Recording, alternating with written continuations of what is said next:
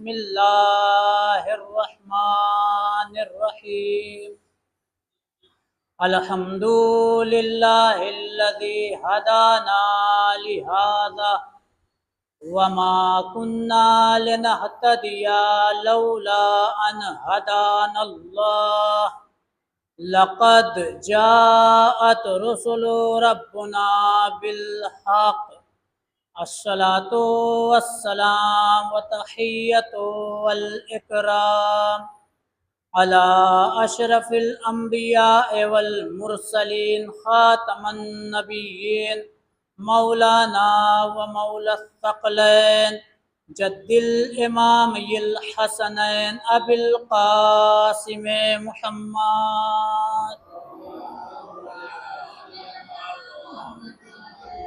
وعلى أهل بيته الطيبين الطاهرين المعصومين المظلومين المنتخبين المنتجبين ولعنة الله على أعدائهم أجمعين من الآن إلى قيام يوم الدين أما بعد فقد قال الله تبارك وتعالى في محكم الكتاب المجيد وهو أصدق الصادقين وقوله الحق بسم الله الرحمن الرحيم والله أخرجكم من بطون أمهاتكم لا تعلمون شيئا صلوات پر محمد علیہ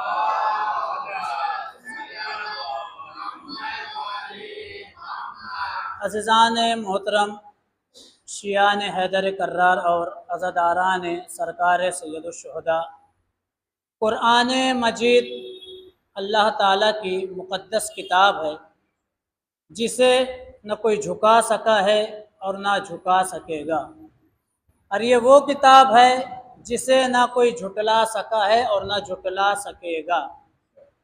قرآن مجید کو جھکانے والے خود جھک گئے، قرآن مجید کو جھٹلانے والے خود جھوٹے ہو گئے، لیکن قرآن مجید جیسا کل سچا تھا ویسا آج سچا ہے اور قیامت تک اسی طرح سچا رہے گا۔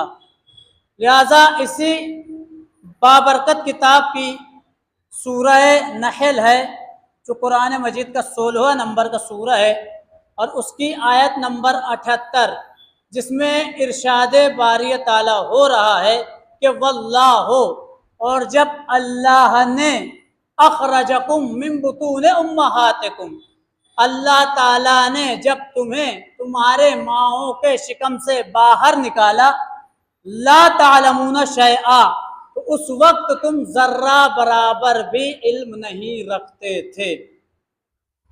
میں نے آیت پڑھ دی، آیت کا ترجمہ کر دیا، بالکل واضح ترجمہ ہے، اس میں کسی چیز کی تفسیر کی ضرورت نہیں ہے۔ کیا فرما رہا ہے؟ واللہ اخرجکم من بطون امہاتکم، جب اللہ نے تمہیں تمہارے ماؤں کے شکم سے باہر نکالا، لا تعلمون شیئا، تو اس وقت تم ذرہ برابر بھی علم نہیں رکھتے تھے۔ تو اللہ تعالیٰ جب آپ قرآن مجید کھول کر پڑھیں گے اور غور و فکر کریں گے تو اللہ تعالیٰ بعض مقام پر انسان کی تعریف کر رہا ہے کہ ہم نے انسان کو احسن تقویم پر پیدا کیا، ہم نے انسان کو اشرف المخلوقات پیدا کیا، لیکن سورہ نساء کی سورہ نحل قرآن مجید کا 16واں سورہ اور اس کی آیت نمبر 78 میں ارشاد فرما رہا ہے کہ انسان کو ہم نے جاہل پیدا کیا۔ کیا ضرورت ہے پروردگار عالم کو؟ کیا پروردگار عالم انسان کو جو ہے تانا دے رہا ہے؟ کیا پروردگار عالم انسان کو طنز کر رہا ہے کہ دیکھو جب ہم نے تمہیں دنیا میں بھیجا تو جاہل بھیجا، ذرہ برابر بھی علم نہیں رکھتے تھے؟ اگر اس بات کو مان لیا جائے کہ پروردگار عالم انسان کو تانا دے رہا ہے، طنز دے رہا ہے کہ ہم نے انسان کو دنیا میں جاہل بھیجا، تو تانا دینا اور طنز کرنا ایک عیب ہے، اور اللہ تعالیٰ ہر عیب سے پاک ہے۔ تو پھر اس بات کو ماننا پڑے گا کہ اللہ تعالیٰ نہ طنز کر رہا ہے نہ تانا دے رہا ہے، تو پھر کیا ہے؟ تو آپ دوسرا نظریہ دیکھیے گا، آیت کا دوسرا نظریہ یہ ملے گا کہ کہ اللہ نے انسان کو جاہل بھیجا ہے دنیا میں، لیکن اسی کے مقابل میں جب آپ دوسرا نظریہ دیکھیں گے تو کچھ افراد ایسے ملیں گے جسے عالم بنا کر بھیجا ہے، جسے عالم بنا کر بھیجا ہے۔ کہا وہ افراد کون ہے؟ کہا وہ اہل البیت علیہم الصلوۃ والسلام ہے۔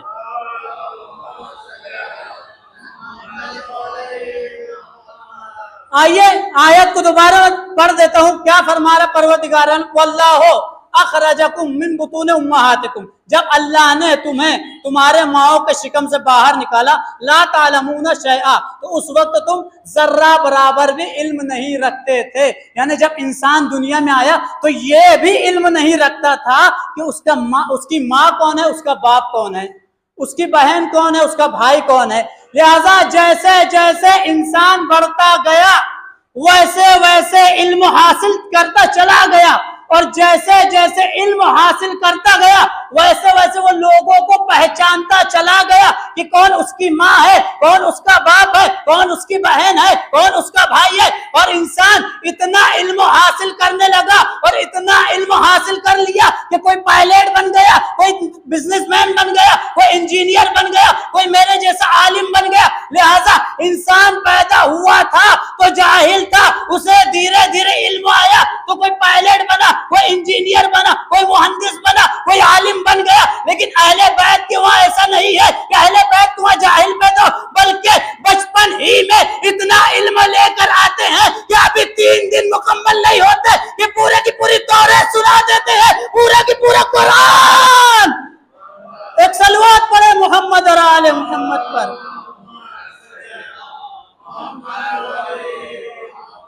لہذا انسان اور اہل بیت میں فرق دیکھیے گا۔ پہلا نظریہ کیا؟ اللہ نے انسان کو جاہل پیدا کیا، لیکن اہل بیت میں ایسا نہیں ہے۔ اہل بیت میں کسی بھی فرد کو اگر آپ دیکھ لیجئے، رسول کے جتنے بھی جانشین ہیں جب آئے ہیں دنیا میں تو علم لے کر آئے ہیں۔ دوسرا فرق دیکھیے گا، قرآن مجید 14 نمبر کا سورہ، سورہ نساء، اور اس کی آیت نمبر 28 جس میں ارشاد باری تعالیٰ ہو رہا ہے کہ خلق الانسان ضعیفا، ہم نے انسان کو ضعیف پیدا کیا، کمزور پیدا کیا، یعنی اتنا کمزور پیدا کیا کہ ابھی وہ چلنے کی طاقت بھی نہیں رکھتا، اتنا کمزور پیدا کیا ہے کہ اس کی آنکھیں تو ہے، دیکھ سکتا ہے، لیکن ابھی کسی کو پہچاننے کی صلاحیت ہی نہیں رکھتا۔ اتنا کمزور پیدا کیا کہ کان تو ہے، سن سکتا ہے لیکن سمجھ نہیں سکتا، عقل ہے لیکن غور و فکر نہیں کر سکتا۔ یا لہذا سورہ نساء میں اللہ ارشاد فرما رہا ہے خلق الانسان ضعیفا، ہم نے انسان کو ضعیف پیدا کیا۔ لیکن اگر دوسرے نظریے سے دیکھیں گے تو اہل بیت میں ایسے فرد ملیں گے جو بچپن ہی سے قوت و طاقت لے کر آتے ہیں۔ کہا اس کی دلیل کیا ہے؟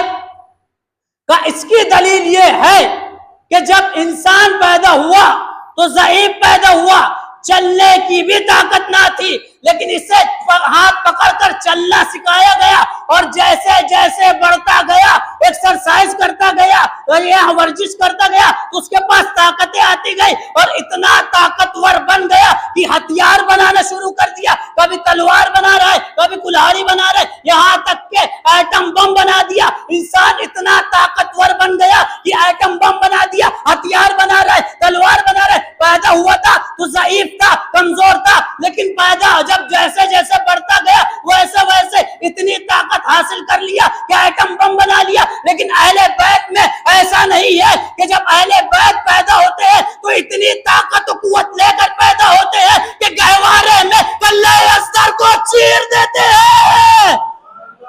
ایک صلوات پڑھے محمد اور آل محمد پر۔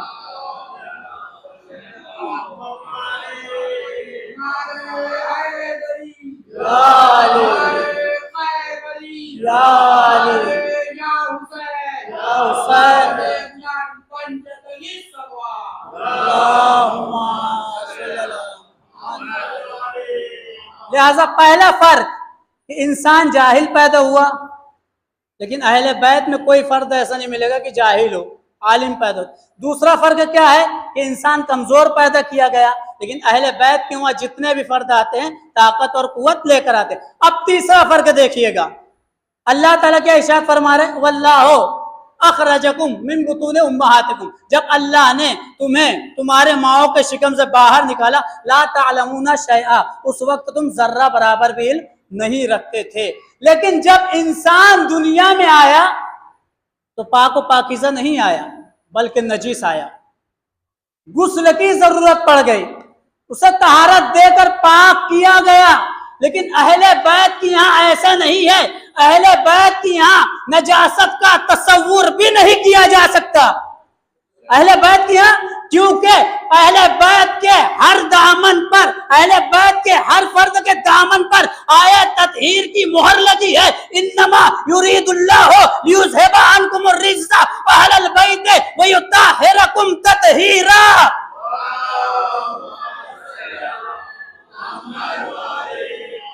لہذا انسان جب دنیا میں آیا تو نجیس آیا، اہل بیت کو اگر کوئی آیا تو پاک و پاکیزہ آیا. کہا اس کی دلیل کیا ہے؟ کہا اس کی دلیل یہ ہے کہ جب فاطمہ و علی کے گھر میں حسن مجتبیٰ کی ولادت ہوئی اور رسول کو خبر ہوئی تو ایک مرتبہ رسول خدا فاطمہ و علی کے گھر میں آئے اور جیسے ہی ہے تو ایک مرتبہ کہا اے فاطمہ لاؤ میرے بچے کو مجھے دے دو، لاؤ میرے بچے کو مجھے دے دو. اتنے میں ام ایمن آگے بڑھی اور آگے بڑھ کر کہا یا رسول اللہ پہلے اس بچے کو مجھے دیجئے تاکہ میں اسے پاک کر سکوں. تو رسول نے جواب دیا اے ام ایمن تو اسے کیا پاک کرے گی جو دنیا کو پاک کرنے آیا ہے.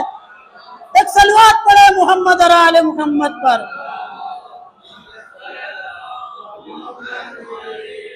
لہذا اہل بیت کے یہاں نجاست کا تصور بھی نہیں کیا جا سکتا. یعنی جسم پہ سے بھی پاک و پاکیزہ ہوتے ہیں، روح سے بھی پاک و پاکیزہ ہوتے ہیں اور نفس سے بھی پاک و پاکیزہ ہوتے ہیں، لیکن انسان کی روح نجس ہوتی ہے.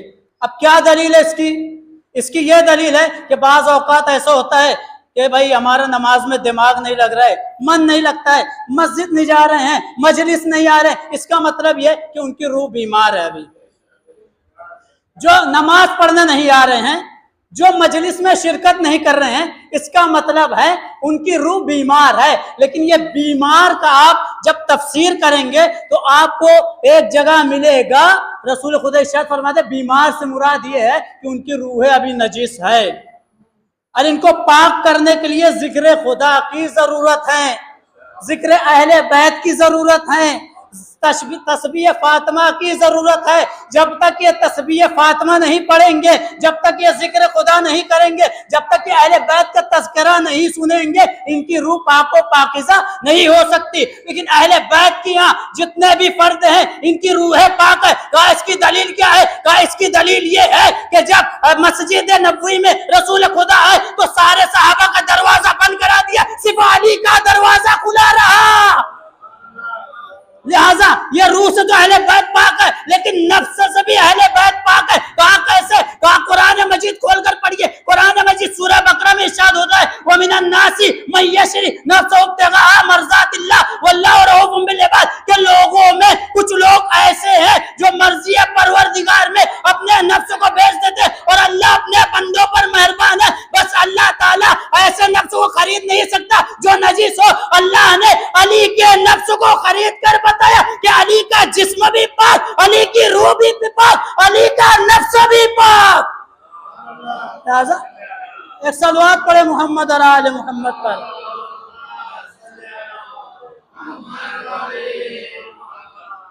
لہذا اہل بیت یہاں جو ہے کسی بھی چیز کا نجاست کا تصور کیا ہی نہیں جا سکتا، نہ جسم کے اعتبار سے، نہ روح کے اعتبار سے اور نہ ہی نفس کے اعتبار سے. تو تیسرا فرق کیا ہوا؟ انسان جب دنیا میں آتا ہے تو نجس ہوتا ہے، اسے پاک کرنے کی ضرورت ہوتی ہے، طہارت دینے کی ضرورت ہوتی ہے. لیکن اہل بیت کی یہاں ایسا نہیں ہے. لہذا اب آئیے چوتھا فرق سنیے گا. فارس کے رہنے والے سلمان فارسی، فارس ایران کا پہلے نام تھا جو دوبارہ تبدیل ہو کے ایران ہو گیا. لہذا سلمان فارسی اپنا گھر بار چھوڑ کر مدینہ آ گئے. اہل بیت کے جوار میں رہنے آ گئے اور اہل بیت کی معرفت حاصل کرتے رہے۔ اور وہ وقت بھی آیا کہ سلمان فارسی مسجد نبوی بھری ہوئی ہے اور سلمان فارسی کھڑے ہو کر آخری رسول سے سوال کر رہے ہیں۔ دیکھیے سلمان کے لیے رسول نے کیا فرمایا؟ سلمان و اہل بیت منا، سلمان ہم اہل بیت میں سے ہیں۔ تو سلمان جب معرفت اہل بیت رکھتے تھے تو ان کو کیا ضرورت ہے سوال کرنے کی؟ لہذا سلمان سوال اس لیے کر رہے ہیں تاکہ اہل بیت کو دنیا جان سکے۔ سلمان تو اہل بیت کو جان رہے ہیں لیکن دنیا نہیں جان رہی ہے، لہذا سلمان کا سوال کرنے کا مقصد ہی یہی ہے کہ دنیا جان سکے۔ مسجد نبوی 25,000 لوگوں سے بھری ہوئی ہے، سلمان فارسی کھڑے ہوئے، یا رسول اللہ ہم انسانوں میں اور آپ اہل بیت میں کیا فرق ہے؟ ہم انسانوں میں اور آپ اہل بیت میں کیا فرق ہے؟ تو رسول نے ایک مرتبہ مسکرایا اور مسکرا کر جواب دیا کہ سلمان سنو، انسان دنیا میں آنے سے پہلے بھی مردہ ہوتا ہے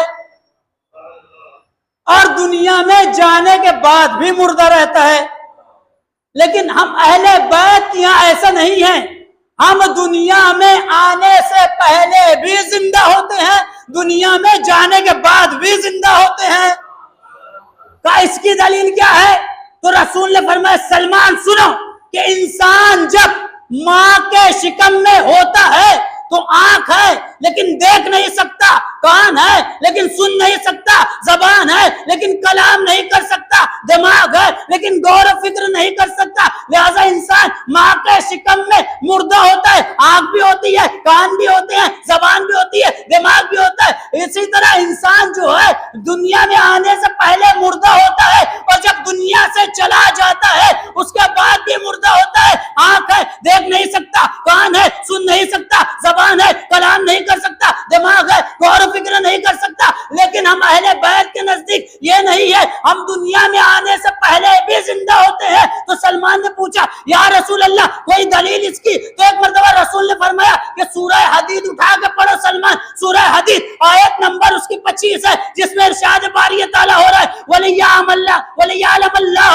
کہ بس اس بات کو اللہ ہی جانتا ہے مَن يَنصُرُهُ وَرَسُولُهُ بِالْغَیب کہ اللہ کے رسولوں کی کوئی ایک ایسا تھا جو مدد کر رہا تھا بالغیب چھپ کر۔ تو سلمان نے پوچھا یا رسول اللہ وہ فرد کون تھا جو رسولوں کی مدد کر رہا تھا؟ تو رسول نے فرمایا وَهُوَ كَانَ عَلِيٌّ بس وہ علی تھے، بس علی نے بتایا کہ ہم دنیا میں آنے سے پہلے بھی زندہ تھے، اور حسین موقع نیزہ پر تلاوت کر کے بتا گئے کہ ہم مرنے کے بعد بھی زندہ ہیں۔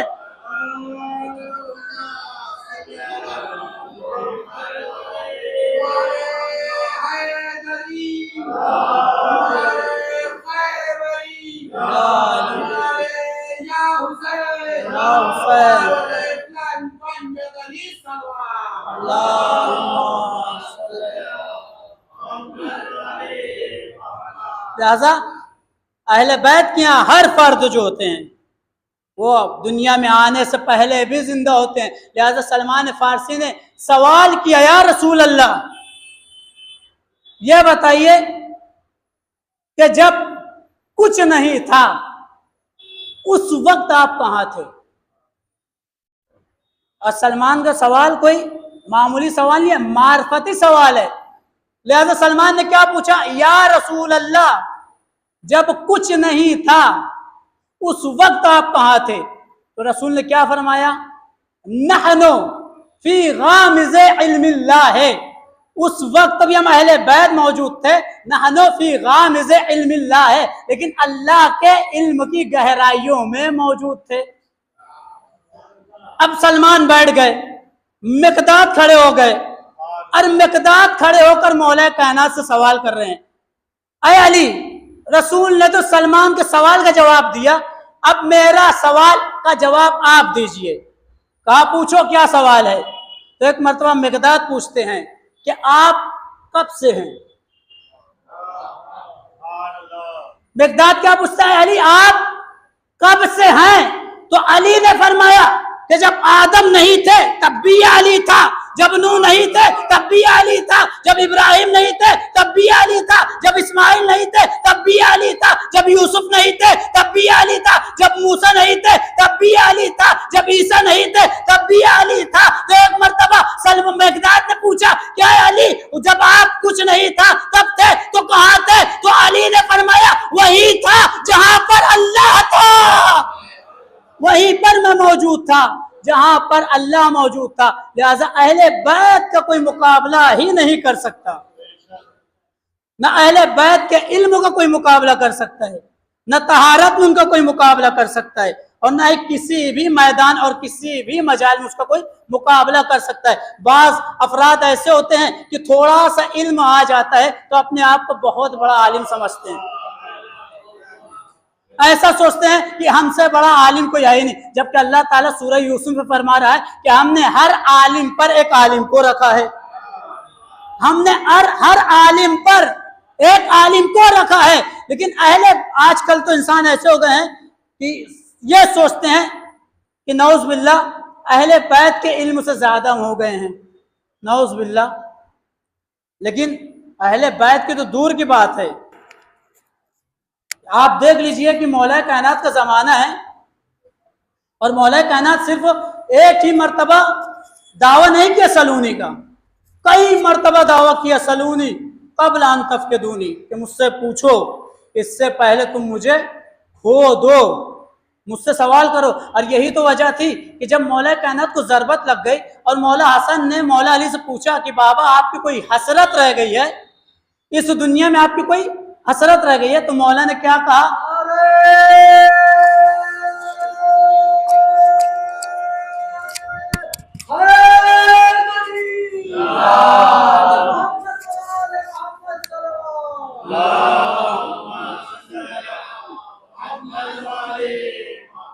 لہذا مولا کائنات سے جب سوال کیا ہمارے دوسرے امام نے، بابا آپ کی کوئی حسرت رہ گئی ہے اس دنیا میں؟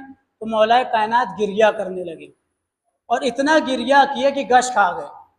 اور جب دوبارہ ہوش آیا پوچھا بابا آپ کی کون سی ایسی حسرت رہ گئی تھی کہ آپ رو کر گش کھا گئے؟ تو ایک مرتبہ لیے مرتضیٰ نے کہا کیا ہے بیٹا حسن، اس علی کے دل میں جو علم ہے وہ ایسا کوئی سوال نہیں کیا، بس علی کی یہ حسرت رہ گئی کہ اپنا علم اپنے ہی سینے میں لے کر جا رہا ہے، دنیا والوں نے ایسا علی سے سوال ہی نہیں کیا۔ لہٰذا کچھ بعض جو سائنٹسٹ ہیں یہاں تک کہتے ہیں کہ اگر علی کو لوگ ممبر پر بٹھا دیتے اور میدان جنگ میں نہ رکھتے تو آج سائنٹسٹ لوگ کو سرچ کرنے کی ضرورت ہی نہ ہوتی۔ تو لہٰذا علم کا مقابلہ کوئی کر ہی نہیں سکتا اہل بیت کا۔ مولا کائنات کا زمانہ ہے اور آپ جانتے ہیں کہ 3 برس 9 مہینہ اور کچھ دن آپ نے حکومت کی ہے، اور ان 3 برس 9 مہینے میں کئی مرتبہ آپ نے سلونی کا دعویٰ کیا، اور جب سلونی کا دعویٰ کیا ہے تو ایک یہودی عالم، دیکھیے اللہ تعالیٰ عادل ہیں، اگر کسی بھی مذہب کا کوئی فرد کیوں نہ ہو اپنے مذہب کے اعتبار سے وہ صحیح چل رہا ہے تو اللہ تعالیٰ انہیں بھی عطا کرتا ہے، یہی اس کی عدالت ہے۔ ایسا نہیں ہے کہ ہم شیعہ ہیں، ہمارے دل میں محبت اہل بیت ہیں تو بس اللہ ہمیں ہی عطا کرے گا اور کسی کو عطا نہیں کرے گا، نہیں، اگر کسی بھی مذہب کا آدمی کیوں نہ ہو اگر اپنے مذہب کے اعتبار سے صحیح چل رہا ہے تو اللہ تعالیٰ انہیں بھی عطا کرتا ہے۔ مولا کائنات کا زمانہ ہے، ایک مولا کائنات نے جب دعویٰ کیا سلونی قبل ان تفقدونی کہ مجھ سے پوچھو اس سے پہلے کہ تم مجھے کھو دو، اس لیے کہ میں زمین سے زیادہ آسمان کے راستوں کو جانتا ہوں۔ ایک یہودی عالم جسے اللہ تعالیٰ نے اتنا علم دے رکھا تھا کہ وہ آنے والے کل میں کیا وہ بتا سکتا تھا، تو اس یہودی نے جب یہ سنا کہ علی نے کوفے کے ممبر پر سلونی کا دعویٰ کیا ہے تو علی کا امتحان لینے کے لیے اپنے گھر سے باہر نکلا، اور کس طرح نکلا؟ گھر میں آیا، اپنے لباس کو بدلا، چینج کیا، اپنے آپ کو سنوارا، اور جب باہر نکلنے لگا تو اس یہودی عالم کی بیوی نے کہا کہ کہاں جا رہے ہو، کہاں جا رہے ہو؟ کہا میں علی کا امتحان لینے جا رہا ہوں، علی نے سلونی کا دعویٰ کیا ہے تو میں علی کا امتحان لینے جا رہا ہوں۔ تو اس یہودی عالم کی بیوی کے بازو میں جو ہے ایک گیہوں کی بوری رکھی تھی، اس کی بیوی نے ایک مٹھی میں اس گیہوں کو اٹھایا اور کہا اے یہودی، اے یہودی، اگر تو علی کا امتحان لینے جا رہا ہے تو اس میری مٹھی میں گیہوں کے کتنے دانے بتا دے، اگر تو بتا دے گا تو میں سمجھ جاؤں گی کہ تو علی کے امتحان میں کامیاب ہو جائے گا۔ تو کیا کہا اس نے؟ میں عورتوں کے سوال کا جواب نہیں دیتا، میں عورتوں کے سوال کا جواب نہیں دیتا۔ لہذا گھر سے نکلا، مسجد کوفہ میں داخل ہوا۔ مسجد کوفہ 10,000 مسلمانوں سے بھری ہوئی، اور مجمع کو چیرتا ہوا بیچ میں کھڑا ہو گیا اور کہا اے علی، میں نے سنا ہے کہ آپ نے سلونی کا دعویٰ کیا ہے۔ تو علی نے کہا کہ میں تیرے سامنے بھی یہ دعویٰ کر رہا ہوں، سلونی قبل ان تفقدونی، کہ مجھ سے پوچھو اس سے پہلے کہ تم مجھے کھو دو۔ تو اس یہودی نے کہا میں تمہارا امتحان لینے آیا ہوں، اے علی میں تمہارا امتحان لینے آیا ہوں۔ تو ایک مرتبہ علی نے مسکرایا اور مسکرا کر جواب دیا کہ گھر میں تیری بیوی کے ہاتھ میں جو گندم کے دانے ہیں وہ تو تجھ سے بتائے نہیں گئے، اور علی کا امتحان لینے آیا ہے۔ اگر تو چاہتا ہے تو میں بتا دوں کہ تیری بیوی کے ہاتھ میں کتنے گندم کے دانے ہیں۔ اس نے کہا مجھے اس چیز سے کوئی مطلب نہیں ہے، بس میں آپ کا امتحان لینے آیا ہوں۔ علی نے کہا ٹھیک ہے، امتحان لینا چاہتے تو امتحان لو۔ تو اس نے کہا آپ مجھ سے کچھ پوچھئے، میں اس کا جواب دوں گا۔ مولا کائنات نے ایک مرتبہ منبر کے پیچھے ہاتھ کیا، اور جب ہاتھ کیا تو ایک مرتبہ اپنی مٹھی کو بند کیا اور مٹھی کو سامنے لا کر اس یہودی سے پوچھا کیا یہودی میرے اس مٹھی میں کیا ہے؟ اے یہودی میری اس مٹھی میں کیا ہے؟ اس یہودی نے اپنی آنکھ کو بند کیا، اور جب آنکھ کو بند کیا ہے تھوڑی دیر بعد کھولا، اور کھولنے کے بعد کہا علی فلاں پہاڑ سے، فلاں درخت سے آپ نے فلاں پرندے کا انڈا اٹھایا ہے۔ جب علی نے اپنی مٹھی کو کھولا تو واقعاً ایک پرندے کا انڈا تھا۔ علی نے اپنی مٹھی کو جب کھولا تو ایک پرندے کا انڈا تھا۔ اس کی بات صحیح نکلی تو سارا 10,000 کا مجمع واہ واہ کرنے لگا، واہ واہ واہ واہ۔ ارے ہمارے درمیان ایک اور عالم آ گیا۔ تو علی مرتضیٰ نے کہا خاموش ہو جاؤ، ابھی اس کا امتحان تھا، ابھی میرا امتحان لینا تو باقی ہے، ابھی میرا امتحان لینا باقی ہے۔ ایک مرتبہ علی نے کہا تو نے تو صحیح جواب دے دیا، اب یہ انڈا جو میں اٹھایا ہوں اسے اسی جگہ پر رکھ دے جہاں سے میں اٹھایا ہوں، اس انڈے کو اسی جگہ پر رکھ دے جہاں سے میں اٹھایا ہوں۔ تو اس یہودی نے اپنے گھٹنے کو ٹیک دیا، کہا مولا یہ کام میں نہیں کر سکتا۔ تو مولا کائنات نے جواب دیا سن یہودی، جہاں تک تیرا علم پہنچتا ہے وہاں تک اس علی کا ہاتھ پہنچ جاتا ہے۔ ایک صلوات پڑھے محمد اور آل محمد پر۔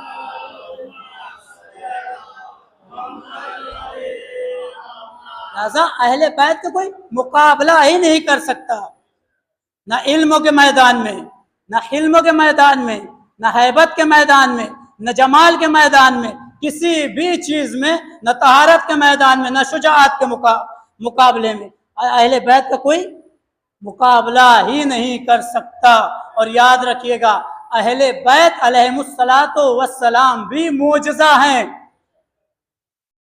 ہر نبی کو اللہ نے معجزہ دیا ہے، ہر نبی کو اللہ نے معجزہ دیا ہے، کوئی نبی ایسا نہیں رہا لیکن اپنے زمانے کے حساب سے معجزہ عطا کیا ہے۔ موسیٰ کو معجزہ ہے کیا؟ ہم بچوں کے لیے یہ تعریف کرتے ہیں نا کہ جس سے انسان عاجز ہو، جسے نبی یا امام کر سکے، لیکن جب آپ بڑی کتابوں کو اٹھا کر پڑھیں گے تو معجزہ کی تعریف ملے گی کہ پروردگار عالم کی چھپی ہوئی مصلحت کا ظاہر ہو جانے کا نام معجزہ ہے۔ لیکن بچوں کو میں سمجھاتا ہوا چلوں کہ معجزہ کیا ہے، کہ سورج جو ہے مشرق سے نکلتا ہے مغرب میں غروب ہو جاتا ہے، یہ معجزہ نہیں ہے، لیکن یہی سورج مغرب سے نکل آئے تو یہ معجزہ ہے۔ لہذا ہر نبی کو اللہ نے معجزہ عطا کیا، لیکن ہمارے آخری رسول کو 2 معجزے دیے ہیں، ایک ہے قرآن اور ایک ہے اہل بیت۔ ایک ہے قرآن اور ایک اہل بیت۔ اہل بیت جو ہے کس چیز کا معجزہ ہے؟ کردار کا معجزہ ہے۔ قرآن کس چیز کا معجزہ ہے؟ زبان کا معجزہ ہے۔ لہذا زبان کے مقابل میں کوئی قرآن جیسی کتاب نہ لا سکا، اور کردار اور سیرت کے مقابل میں کوئی علی جیسا کردار نہ لا سکا، اور اہل بیت جیسا کردار نہ لا سکا۔ لہذا قرآن اور اہل بیت بھی رسول کا معجزہ ہے۔ ہم یہ سوچتے ہیں، بعض لوگ یہ بھی تصور کرتے ہیں کہ کاش ہم اس نبی کے زمانے میں ہوتے تو ان کا یہ معجزہ دیکھ لیتے، تو لہٰذا رسول کے بھی 2 معجزے اس زمانے میں زندہ ہیں، ایک ہے قرآن اور ایک ہے اہل بیت۔ لہٰذا انسان اور اہل بیت میں بس یہی فرق ہے کہ انسان اہل بیت کے مقابل میں کچھ بھی نہیں۔ اور یاد رکھیے گا، کیونکہ ایک ایصال ثواب کی مجلس ہے اور ایک جوان کی مجلس ہے، کہ کوئی بھی باپ دنیا کا ہو یہ نہیں چاہتا کہ اس کے کاندھے پر جوان بیٹے کا لاشا ہے، لیکن ہر باپ کی یہی خواہش ہوتی ہے کہ میرا جنازہ بیٹے کے کاندھے پر آ جائے۔ مصائب آل محمد تصور کرنے کا نام ہے، تصور کیجئے گا کربلا میں ایسے منظر موجود ہیں، اگر یہ منظر نہ ہوتے تو کوئی بھی باپ جوان بیٹے کا صدمہ برداشت نہ کر پاتا۔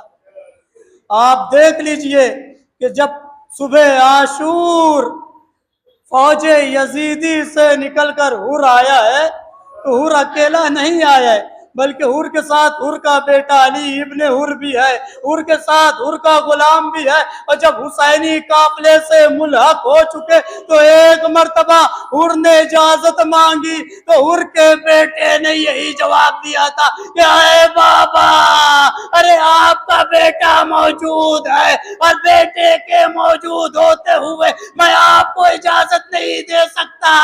حسین سے ایک مرتبہ علی ابن حر نے اجازت مانگی، حسین نے کہا اور اپنے بابا سے اجازت لو، حر نے اجازت دی۔ ایک مرتبہ حر کا بیٹا میدان میں آیا اور وہ جنگ کیا ہے، جنگ کرتے کرتے ایک مرتبہ فوج یزیدی میں گھس کر حملہ کرنے لگا، پسر سعد نے آواز دی اور اسے گھیر کر مارو۔ جیسے ہی حر کے بیٹے پر حملہ ہونا شروع ہوا، ادھر حر کے بیٹے نے آواز لگائی، اے بابا، ارے میری مدد کو آئیے۔ جیسے ہی حر نے اپنے بیٹے کی آواز کو سنا، اپنی قبر کو تھام لیا۔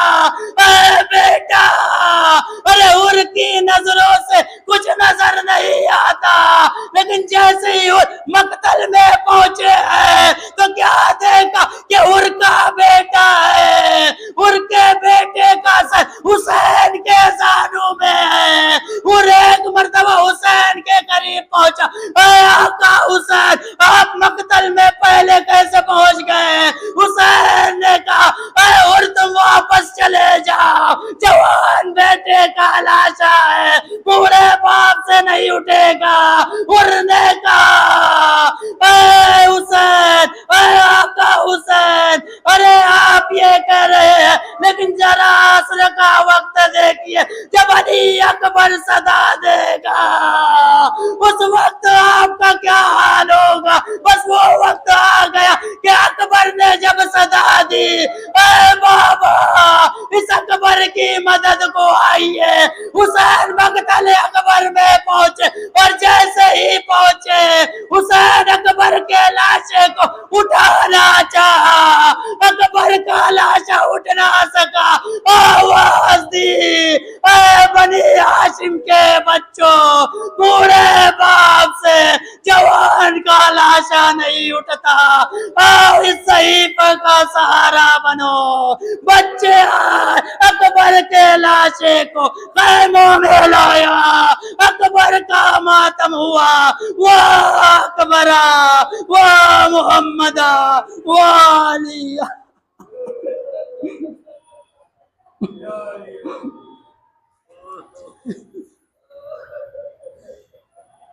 ولعنت اللہ علی اعدائہم اجمعین، انا للہ و انا الیہ راجعون۔